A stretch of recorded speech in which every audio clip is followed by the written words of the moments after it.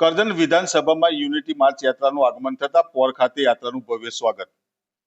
ભારતના શિલ્પી એવા લોખંડી પુરુષ સરદાર વલ્લભભાઈ પટેલની 150મી જન્મ જયંતિ નિમિત્તે ગુજરાત સરકાર દ્વારા 26 નવેમ્બરના રોજ કરમસદથી શરૂ થયેલ યુનિટી માર્ચ યાત્રાનું આજ રોજ કરજણ 147 વિધાનસભા વિસ્તારમાં આગમન થતા પોર ખાતે યુનિટી માર્ચ યાત્રાનું ભવ્ય સ્વાગત કરવામાં આવ્યું હતું.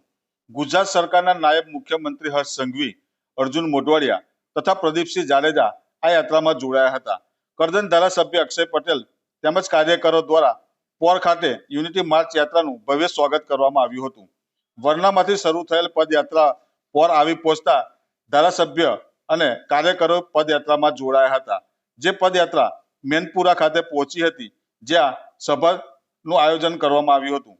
આવેલા મહાનુભાવોએ સભાને સંબોધન કર્યું હતું. આવતીકાલ યાત્રા સિનોર તાલુકામાં પ્રવેશશે. જે યાત્રા તારીખ 6 ડિસેમ્બરના રોજ નર્મદા જિલ્લાના સ્ટેચ્યુ ઓફ યુનિટી ખાતે પૂર્ણ થશે.